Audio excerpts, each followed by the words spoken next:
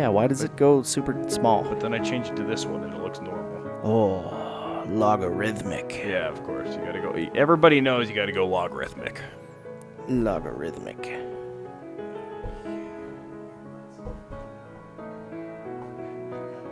Freaking sexy time with the wife last night. She said this log was a rhythmic.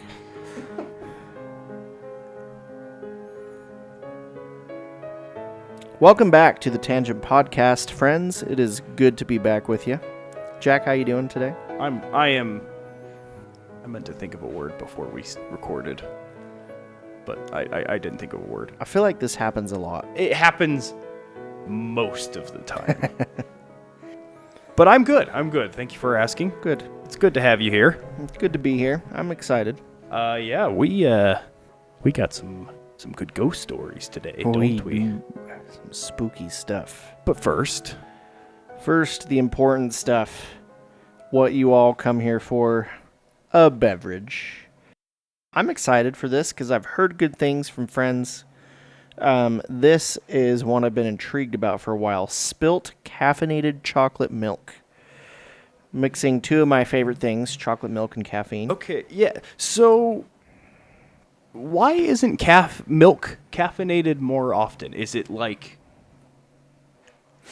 this is like the second time I've seen caffeinated, like milk or whatever. I think Monster did like a Java. They have a Java one that's coffee. Yeah, but it's like very creamy. Yeah, I've had it's got it. milk in it. It's like a milk and cream kind of coffee, and but then there's this one. I'm like, that's weird. Is it not as good? I don't know. We will find out, but I just don't think anyone ever thought to caffeinate milk. Oh. I never thought of it until I saw this, except for in a coffee or something. But the only time I've ever had caffeinated dairy was the Monster or the Rockstar whipped strawberry. I Do you remember that? Yeah. It was like good, but also weird. It was weird. And not that great. We had it at Conservice one time. Yeah, we you have to try this. Coworker was like ranting and raving about it. Like, Yeah. it's the best. It's so good. And we both try it, and it's like, Nah, that's weird. I haven't had it since, and I kind of don't want to because dairy weirds me out. Like, I don't want it sitting in a can for too long. But I don't know. This doesn't weird me out. But I want to try it. Yeah, let's give it a shot. So is this a shake? Like, is it? Let's see. Refrigerate after ultra filtered skim milk. Now I hate it. Okay, let's read the thing though. It says, "Drink better, be better. Welcome to Spilt chocolate milk, your perfectly caffeinated pick-me-up. Give your spilt a little shake." There we go. Okay. A little shake, just a little one. Then open oh so gently. We want you enjoying all this chocolatey, creamy goodness, not crying over spilled milk. Oh my word! I shook it too much. It's not caffeinated, or it's not carbonated though, Well, right? it. Wait, gotta smell it. Smells like chocolate milk. Kind of exploded on me.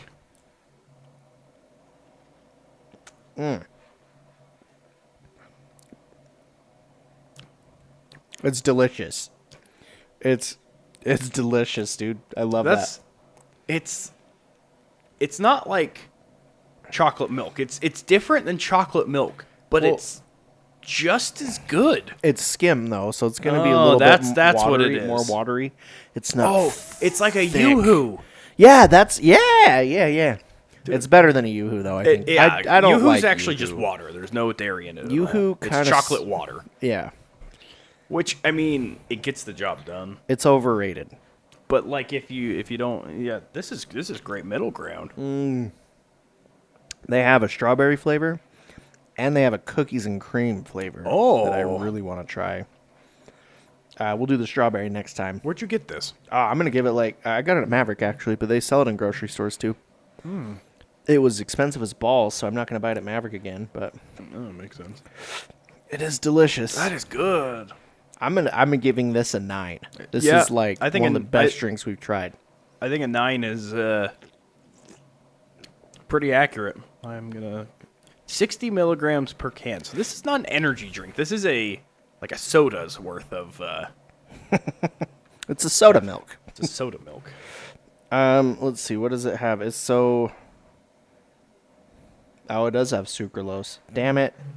Dang it. Sorry, children. 20 grams of protein. Isn't sucralose better than sugar, though? I don't know. I don't know. I think they all give you cancer. Yeah. Delicious, though. That is delicious. That is dang tasty. That is delicious. Okay. I cannot wait for the strawberry one now. I know. I'm stoked. Strawberry milk is the best. And vanilla milk. Vanilla milk. So I wanted to talk about some space news today. Space news? It's been a year in space, my friend. Well, if you look at the skies right now, you might see or hear about a bunch of freaking rockets flying all over the Earth. Apparently World War III is starting soon. But, so since we last started recording, I guess since we last stopped like a year-ish ago, there have been a few cool things that have happened in space. First one, Katy Perry, winner of All of Our Hearts and America's Sweetheart, has gone to space. I thought that was Justin Timberlake. Was it? Not Bieber? Ryan Seacrest was America's Sweetheart. That's who it is. That's who it is. Yep. Yeah. Yep. Katy Perry went to space for a whole whopping 11 minutes. Wow. And didn't really go to space. I think they went up to what is it called? The Kuiper line? Yeah. Where it's like the atmospheric line. It's technically space, but you're still in the atmosphere. There's an asterisk next to it, I feel like. But yeah, Blue Origin, which is Jeff Bezos' Wiener rocket company. Nice. Have you seen his Oh, rockets? yeah, the big old dong. Yeah, they look like dildos.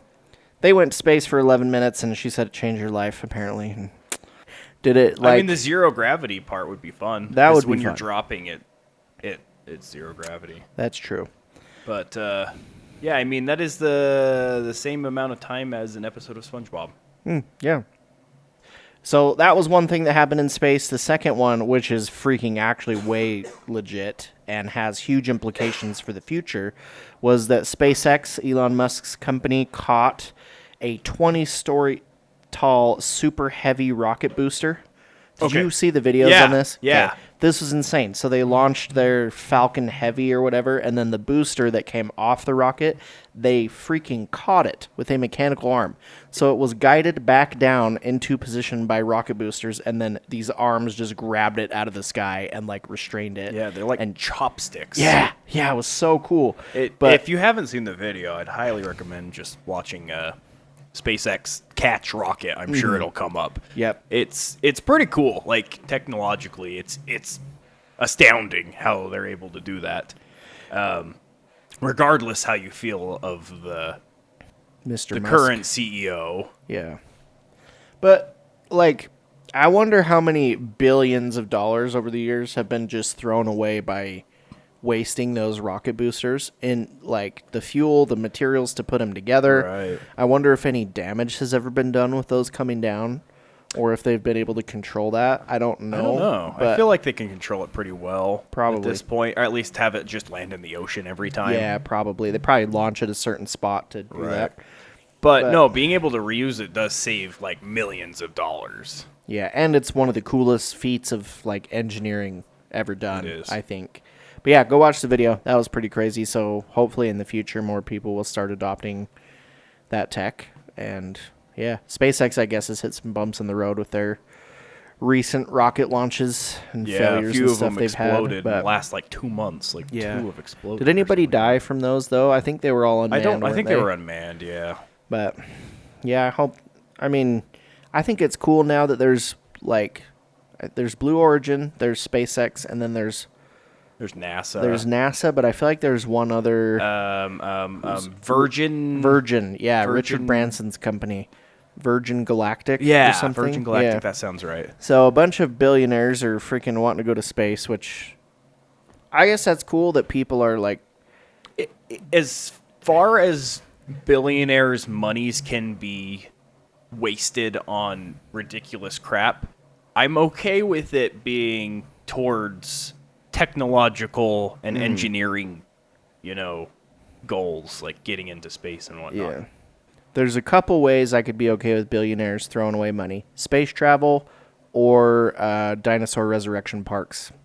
That'd be fun. Jurassic Park. I'm pretty sure there's a couple movies on why that's not a good idea. You remember when we talked about the one they're doing in Russia, where they were supposed to be like resurrecting like a woolly mammoth? That sounds doing that whole familiar. Yes. We talked about it probably last year when we were recording. Uh-huh. But they were supposed to be doing something there where they were resurrecting like ancient animals, like mammoths and tigers and saber-tooths and stuff like that. Didn't they do a woolly hamster recently or something? A woolly hamster? Yeah, they got the woolly gene of the woolly mammoth and put it in a mouse or something. Yeah, and it was super cute. It was. Woolly mice. These things, yeah. Yeah. So there's another science news for you this time. They genetically modified a mouse in 2025. That's fun. As towards the de-extinction of the woolly mammoth. So yeah, they're doing that to test probably how to bring back a woolly mammoth, which... Oh my gosh. So the traits that they were able to give the mouse were the woolly coat, elongated hair, golden brown fur, cold tolerance, and curly whiskers. Apparently they even got cold tolerance from this. That's cool. That's crazy.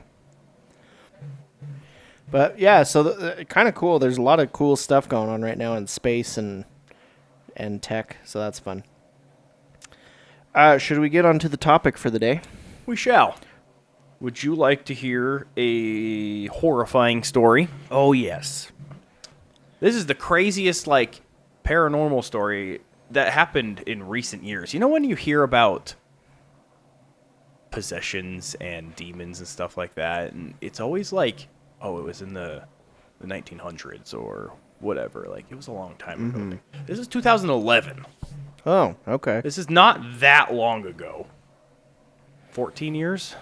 This is called The Exorcism of Latoya Ammons, except I'm pretty sure Latoya is the mother, and she was, the only one that wasn't. So, it's also called the Indianapolis Demon House. And my favorite is the House of 200 Demons. Oh, that's a lot of demons. It's a lot of demons. Usually one demon per story, but 200 demons. Okay. I don't know where they got that number from. Knowing the story, I have no idea. They're not really confirmed anything, honestly. But this took place in, believe it or not Indianapolis, despite being called the Indianapolis Demon House. It's in Gary, Indiana. Why didn't they call it the Gary Demon House? Gary Demon House. Is that too personifying the demon too much? Maybe. Giving Plus him a Gary first isn't name? very intimidating sounding. That's my grandpa's name. Gary. We'll keep it as the Indianapolis Demon House. Yeah. See, again, this is 2011, and it involves the Ammons family, which includes Latoya Ammons, which is the mother, Rosa Campbell, which is Latoya's mother, so this is the grandmother, and then Latoya's 3 children that are 7, 9, and 12. Initially, when they moved into this house, basically things just started being weird almost immediately.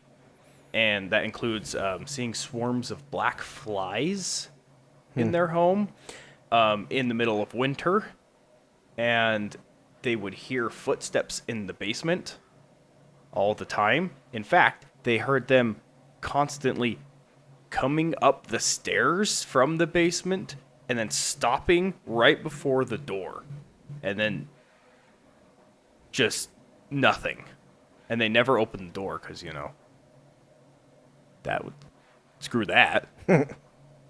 So, but apparently often at night, in the middle of the night, they'd hear it walk up the stairs and then just stop right at the other side of the door. Was this a new house that they moved into? No, it was not. So This is renting. They're renting this house. Oh, they're actually. renting. Yeah. Okay.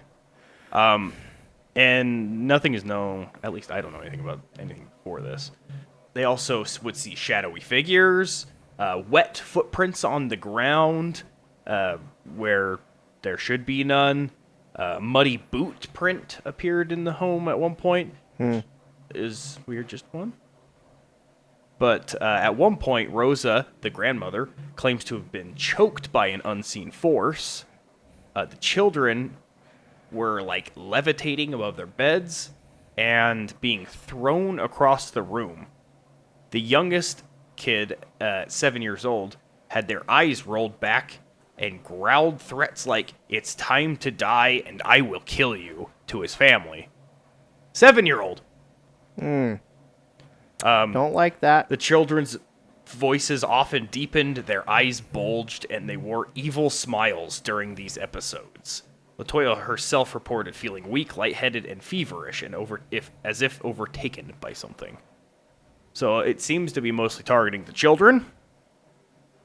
And like I said, they were being thrown around. So she calls 911 when this happens, or the police, whatever. And I think it's just panicking, on just yelling into the phone kind of thing. And the police hear her children are being thrown around the room. So they go, like, "Oh, this is a child services kind of thing." Like, Yeah. Obviously not going straight to the paranormal. So they actually get the Child Protective Services involved in this case and send them over with an officer. And when they get there, they're seeing this stuff and are freaking out. The craziest thing that happened was they took the children to the hospital, and one of the kids, the 9-year-old, he was in the hospital bed with the grandmother, a psychologist from the hospital, and a Child Protective Services agent. Apparently the kid started freaking out, saying weird things, and having a deep voice, blah, blah, blah, and going around the room.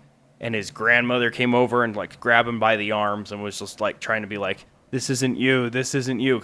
And they said that she had done it as if this was a regular occurrence for her. Like, she wasn't even surprised in having to do this and knew what to do kind of thing. And the grandmother's just like, "This isn't you," and shaking him and trying to get him to come back. And apparently, while this is happening, the 9-year-old boy walked backwards, and she's holding his arms, and he keeps walking backwards, and he gets to the wall, and he just starts walking up the wall backwards while holding his grandmother's arms. And he keeps going and going up the wall until he gets, like, vertical, and he flips over his grandmother and lands on his feet on the other side of her. And both the child services agent and the psychologist saw it and reported it. They ran out of the room screaming, both of them. They reported this to the police, both of them did. Wow. That's wild. That's horrifying. Yeah, that two people would do that. So yeah, that's crazy. Little 9-year-old flipping over grandma. Apparently demons are pretty acrobatic then. Apparently. Well, when they're spider crawling backwards on the ceiling, yeah, you gotta be acrobatic. Here's a question. Yeah. So a demon, I would assume, is like the evil spirit of somebody that died, right? I guess, Right? yeah. Did they have to have the prerequisite of being acrobatic in their lifetime to gain that trait as a demon? Or when you become a demon, No, I'm pretty do sure you that's gain the like trait? that's like day one initiation of being. You go to like gymnastics school as a demon? Right. Okay. Sorry, keep going. No, you're good.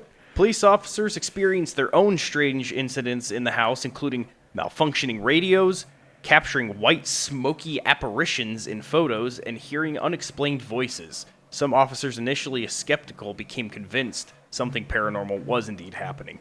So these police officers go to check out the house after the fact, and they go down into the basement. So they have a voice recorder, and they're taking pictures. And when they get back, the voice recorder, they're listening to it, and at some point, apparently a third voice that's not theirs just comes in and screams, "Hey!" And then that's it. And they, like, continue their conversation as normal because they didn't hear it.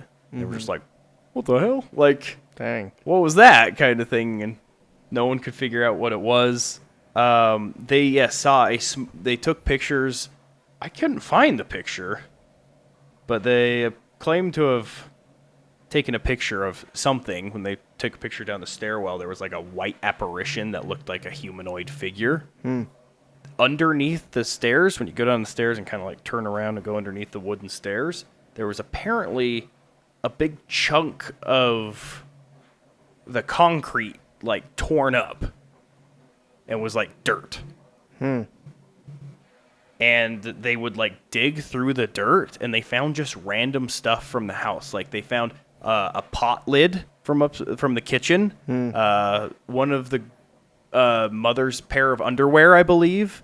There was like a toothbrush, like just like random stuff. Pervy demons. Apparently, yeah. So at that point, they were like, maybe there's someone staying in this house. So they brought in canine units to sniff around and found nothing. Absolutely nothing. However, they also found like oily liquid falling from, they said like it was on the drapes or the curtains or blinds. I don't remember. Interesting. That was like oily liquid that didn't seem to have an origin. And they like wiped it up, and then they left the house. He told everyone to get out of the house, and they waited outside for 20 minutes and came back in, and it was back again. Whatever this oily substance was, like liquid. Huh. And when they had the canine unit come in, they sniffed it out, whatever, nothing found. They went back in, and nothing was different, but when they opened the basement door to go down, there was like that oily liquid stuff like trailing down the stairs. Weird. Ectoplasm? Yeah, I guess. I don't really know what ectoplasm is. Yeah, so the house became infamously known as the House of 200 Demons, and actually Zach Baggins from Ghost Adventures bought the house. Oh, no way. Yeah. Is this the one that he bought? I guess so, but apparently he demolished it soon after buying it, claiming it was too dangerous to remain standing. Do the demons go with the house? Like, I mean, at least they'll be cold now and inconvenienced. sure they're not woolly demons. They were bred for cold resistance. So, couple questions I would have is, had the family had any experiences before moving into this house? Because if it was a rental, you would think that there would have been accounts before, unless the landlord lived there up until this time and was doing some shady stuff in the house. And they were the first people to rent it. As far as I know, they don't have any they didn't have any problems beforehand. Also, another thing, if I was renting that house and I saw one or two crazy encounters, I'd be done renting that house. Yeah, they moved out, and they came back in, like with the police, because they actually had they're like staying with somebody else kind of thing, like we're not staying in there kind of thing, and they came back to like with the investigation crew, and that's when like the oily stuff was happening, and they saw footprints in the ground, and it was bigger than everybody else's feet that were there. Like no one there had that big a size feet. Oh dang! But they were seeing like imprints on the ground. Yeah. And they had the priest there, their local priest. I can't remember his like Maggio or something like that. Can't remember his name, but he basically turned to the family and said, "You guys can't be here anymore. You got to get out." Dang. And they left, and they've never been back in since, kind of thing. I would hope the landlord let them out of their lease. Yeah, you would hope, but that's crazy. But it's gone now. It's torn down.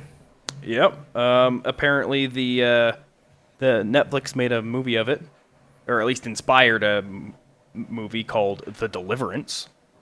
So I don't know what that movie is. I don't know if it's good or bad. Probably bad, but might be interesting to check out. If it's a Netflix original, it's probably not great. Yeah. But the weird stuff about this one being that there were multiple witnesses, including the police, social workers, nurses, and clergy,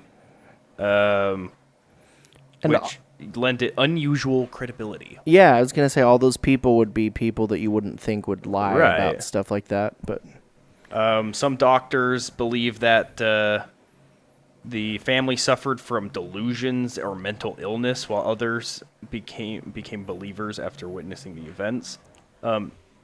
Delusions doesn't work, if you ask me.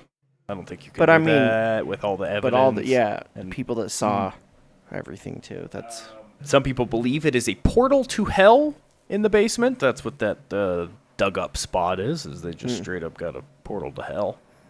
Which, if true, raises new geopolitical issues.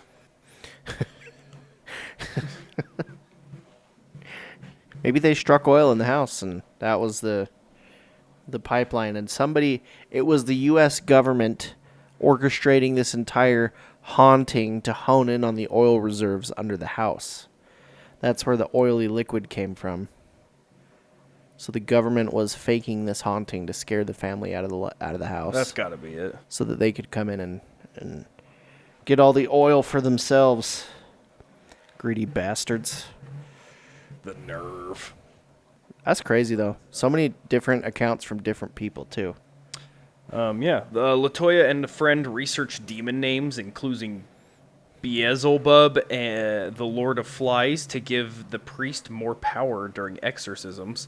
A backup plan involved burning a paper with a demon's name surrounded by blessed salt, which reportedly ended Latoya's nightmares. So that's something. Crazy story. Scary as hell. Yeah, that freaks me out. Like, paranormal stories are always kind of like, ooh, that's kind of spooky. But then the demonic ones, it's like, ugh, I don't like that. Like, especially the ones where kids are involved and they're talking and growling. And I wonder if kids are just easier targets for demons, because it's Maybe. always children. Yeah, maybe because they don't have their guard up as much. They're more, like, influenceable. Yeah. Influenceable? Is that a word? Influenceable. Influential? But no, that's them influencing people. I'm looking it up because I don't think there's a different word, I think. I just can't think of what it is. Influenceable is a word. Really? Yeah, influenceable synonym. Susceptible. That's the word I was thinking of. We went to college. We can figure it out. That's a good one. What's the Netflix thing called again? The Start Deliverance. with a D. Deliverance. Yeah, that sounds right. Ding ding ding ding ding ding ding. Do you have some interesting story for us today? Oh, I do, good sir. This is good. the I was really story hoping. of the Black Mausoleum in Edinburgh, Scotland. Is it Edinburgh? I always hear people say it that way. Edinburgh. They always say it Edinburgh. I have no idea. The Scottish sound like they have a mouthful of rocks when they talk, so Yeah. I'm just going to call it Edinburgh, and we'll go from there. Sounds good to me. So this is a legend. Well, I wouldn't say it's a legend. It's true. So there's a place in Edinburgh called Greyfriars Kirkyard. A kirk just means church. So this is a churchyard and a cemetery. And in this kirkyard, so there's a regular cemetery, and then there's this domed, sealed mausoleum. What's a mausoleum? Is that one of the big buildings that has a bunch of people inside of it? Yeah, or one person. Like it's basically a memorial, like a building where somebody's remains are put inside. Can you go inside a mausoleum, or is it just the dead person is inside? I believe some of them you can. Like, I think there are mausoleums where multiple people are housed, but then there are some where just one person is housed. This is one, well, we'll find out. But, yeah, I believe you could go inside of a mausoleum, because, like, at some cemeteries, they have buildings where you can go in and people's ashes are in there, like their bodies are in there or whatever. Mausoleum is a large above-ground structure designed to house the remains of the deceased, often as a monument or tomb. Yeah. So I believe you can go in them. Yeah, you can. Well, you don't. It doesn't have to be, but you can. Okay. So this one's called the Black Mausoleum. We're going to find out why. Because it's black? Because it's kind of... Just look up the Black Mausoleum, Scotland. Black Mausoleum. It's kind of it's a pretty creepy looking building, but it's like domed. It's got That's straight out of a horror movie, dude. Yeah, I mean, it is. The doors are black. The dome is black. It's like overgrown with it's got stuff. moss on it. Yeah, it's got like black like marks all over it. Like it's just so old and worn. And it's like part of this yard that's next to a church and a cemetery. But like if you look here, it's like on this pathway. Oh, and it's got gates in front of it too. But big like metal doors. But so this mausoleum is one of the most haunted places in the world, supposedly. So Oh. we'll find out why. So it is the home of a man named Sir George Mackenzie, also known as Bloody Mackenzie. So George Mackenzie, he was a lord in Scotland. His technical position was Lord Advocate. I don't know what that means. Lord but Advocate. This was under the reign of Charles II. So Mackenzie was born in 1636, and he was really highly educated. I think he was like a lawyer, an attorney or something, and he rose to the rank of Lord Advocate. And so his role basically was to enforce the laws, because at the time the Church of Scotland was doing, like, they were the lawmaking body in Scotland. And so he would enforce the rules that the church made. And at the time, the church laws were super unpopular among the public. I guess they were pretty harsh and like strict laws. So the public really didn't like it. Yeah, I was about to say, isn't Charles II not one of the good ones? Yeah, probably not. I can't remember which, but I feel like that was one of the ones. I don't know that there was a good Charles. That's I mean, fair. My son Charles is pretty great, but it seems like all the other Charles are, I don't know. Isn't the current guy Charles? Sausage Fingers dude? Who's Sausage Fingers? Have you seen his... No, I'm thinking... Isn't the current King Charles? Oh. Yes? Um, I think. I don't know. Check this out. You're going to have your mind blown by this. Look at this dude's fingers. Ooh. He's got legit sausage fingers. Why are they like that? I don't... Because he's old. Looks He's like he got just... stung by a bee in his Yeah, it looks hands. like... It literally looks like his hands are a pack of bratwursts or something. Sorry. So, this was King Charles II. Probably not great, because his laws sucked. So, there was a group in Scotland at the time that was kind of like a rebellious group. Like, they tried to mount a rebellion against the church. And their name was the Covenanters. And so, the Covenanters, they were Presbyterians, and they opposed any mix between like the church and the royal family. So at the time, the church and the royal family were mixed and making all the laws and stuff. So the Covenanters tried to rise up, and they basically said, we don't accept these laws. We're going to retaliate. So then Mackenzie, who he was the guy enforcing the laws, he basically had to suppress this rebellion. And so there was a big battle, the Battle of Bothwell Bridge in 1679. And after that battle, he imprisoned over 1,000 Covenanter prisoners. Wow, that's a lot of them. Yep, he took them into this section of Greyfriars Kirkyard, which at the time was just a field. There was nothing there. And so they made this big open-air prison, and they basically starved and tortured over 1,000 people there for, like, weeks, like, over a month. And it was over, I believe it was over several months that these 1,000 people eventually died. So hundreds of them died from exposure. There was starvation. Some of them were executed because all these prisoners are like, we're going to die here anyway, so we might as, like, some of them tried to run. But if they would run away, then Mackenzie would have them caught and have their heads cut off. And then around the prison, he was staking their heads on stakes and sticking them around the outside of this prison and, like, sticking people's bodies and stuff out there to basically show his authority. That's disturbing. And so this whole place for weeks was just riddled with heads and bodies on stakes, like, rotting out in the open air. And so they called him Bloody Mackenzie. That's where he got his nickname. And so this location is now called the Covenanters Prison. And so then Mackenzie, he went on to live, like, a pretty normal, good life after this. He was, like, pretty well off. And so he died in 1691. And that's when he was interred in this mausoleum. And so at the time, it was a really nice mausoleum, very opulent, like, really well decorated and stuff. And they put that mausoleum just like, really near where all these people that had died under his imprisonment were buried. They just dug a mass grave and just threw them all in there. And at the time, it was a field, but then later on, they covered it with the real cemetery. So they dug this massive grave, dumped bodies in. Years later, they cover it with a real cemetery. And so then this place became known as the Black Mausoleum. So then the place, it was pretty quiet for, like, this was in the 1690s that he died. So for 300 years or so, no one ever reported it as being haunted or anything. But then in 1999, a homeless dude broke into the mausoleum, and the floor was all rotted out, so he fell through the floor and fell into a pit of rotting bodies. Oh. And, like, I guess they hadn't fully decayed and stuff. Oh. So he was basically, like, in this body. They called it the plague pit. And so he was in this nasty... I think he, like, broke his leg or something when he fell in. But I don't know if he was breaking in there for funsies or to, like, run away from the cops or get out of the weather or whatever. When was this? This was 1999.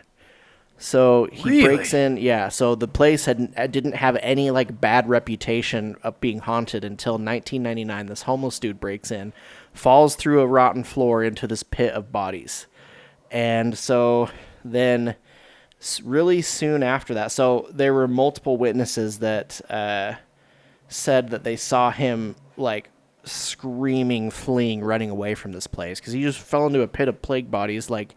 That were still had skin on them and stuff. Like, were still wet and juicy. Ew, don't say wet and juicy. Yeah, wet and juicy. And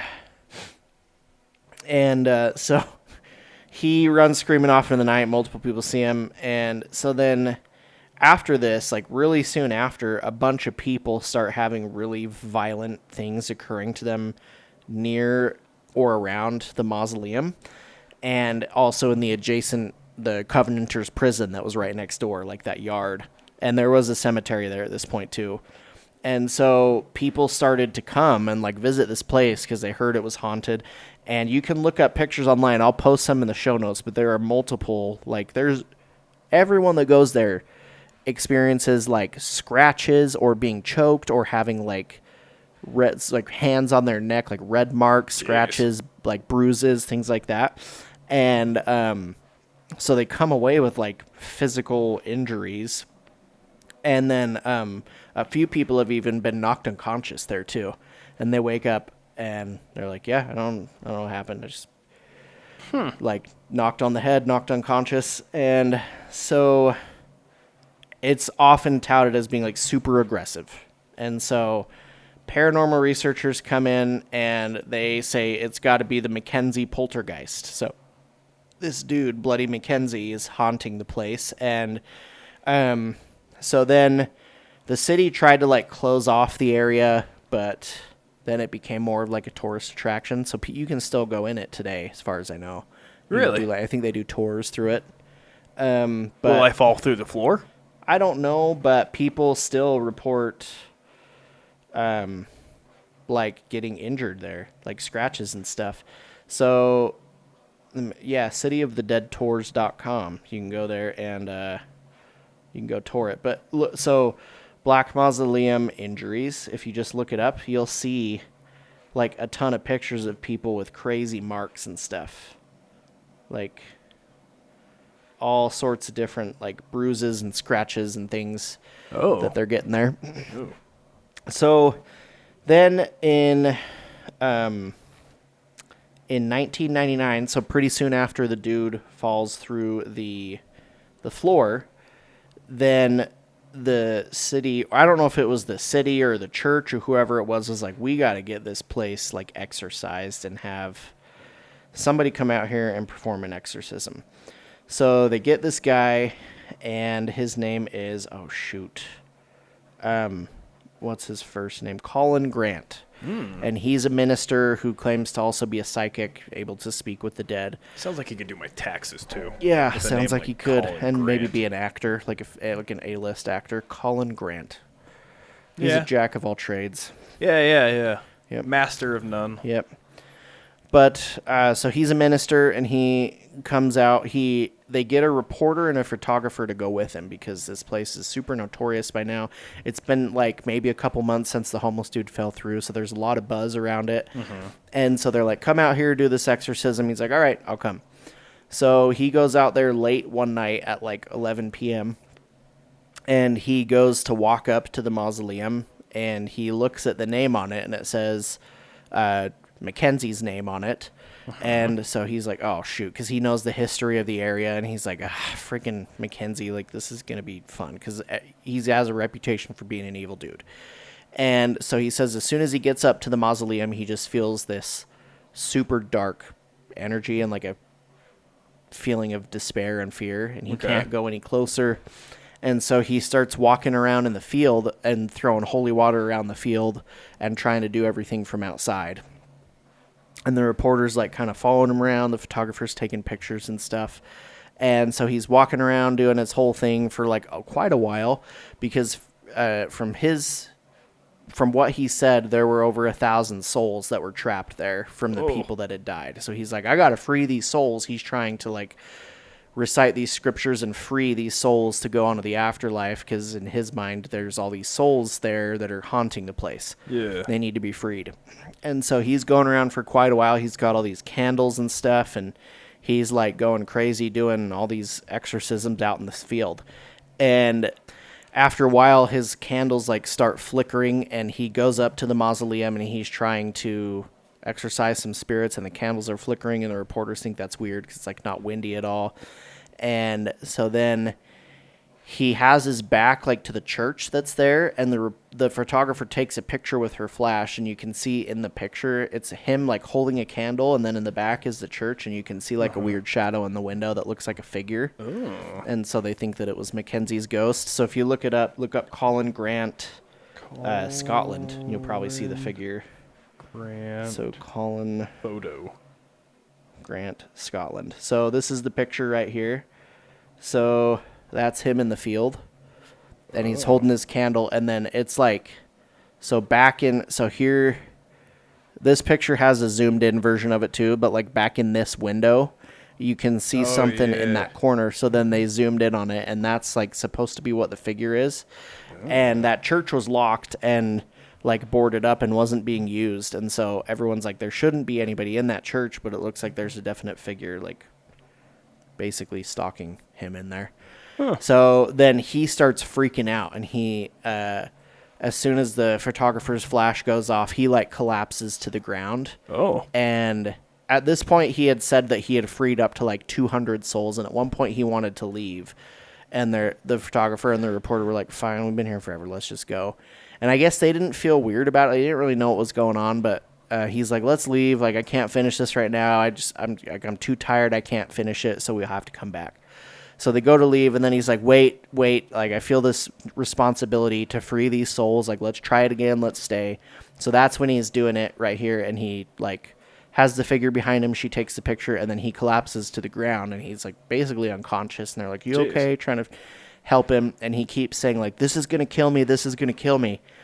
And so then they end up leaving, and they get him off the property. They take him, I don't know if they took him to the hospital or home or whatever, but then a few days later he just died. And the reports were either a heart attack or something like that killed him, but no one really knows. He just ended up dying like days after all this. And so yeah, the place is still super haunted, and they tried to exorcise the demons, but I don't think they got all of them. But people still go there actively and do tours and stuff, and they're still getting injured and scratched and all this crazy stuff. So, no thank you. Yeah, no. I don't want to go try it. But if you're ever in Scotland, want to take a trip to Edinburgh. Or donate to the Do Fund, and we'll send Austin. Yeah, we'll send Ryan. He'll be our field reporter. Yeah, we'll send Ryan. He'll be the field reporter. But no, thank you. I would not want to go there. Yeah, that's... I just keep thinking falling into rotting bodies. Into a plague pit? That sounds... That's horrible. Can you imagine that? You're just some homeless dude trying to get out of the weather. You break into this nice, quiet building, and then you fall into a pit of rotting bodies. Like, it's so gross. Well, when was remind me when the grave was made? Like 16. So those bodies were buried. The 1,000 bodies in the mass grave were buried in like the 1670s. And then after that, they buried more people on top, too. So, which did he fall into? I don't know if it was the mass grave or like just, I don't know, just a pit of bodies. Ugh. I would assume that it's probably the newer one. The bodies of the, I don't know, but apparently he fell into a pit of nasty remains. I mean, as far as places allowed to be haunted, makes sense. That's got to be one, yeah. Yeah. Over 1,000 bodies underneath, and then whatever they buried on top of those, too. Plus a really evil dude. That basically killed all of them. Yeah, responsible for 1,000 murders. So there's some bad juju magumbo going on there. Understood. I will steer clear of that place. Yeah. For when I frequent Scotland. Yeah, it looks straight out of a horror movie, for sure. I want to see how much it costs to do a tour. Let's see if we can find out. Apparently there's a bunch of, there's a whole Edinburgh ghost tour, and they do, like, the Blair Street Underground Vaults, the Mackenzie Poltergeist. Oh, dude, I'm trying to see if there's, like, a price for it, in case anyone wants to go. I can't find it. Yeah, that's it. Pretty crazy. Yeah.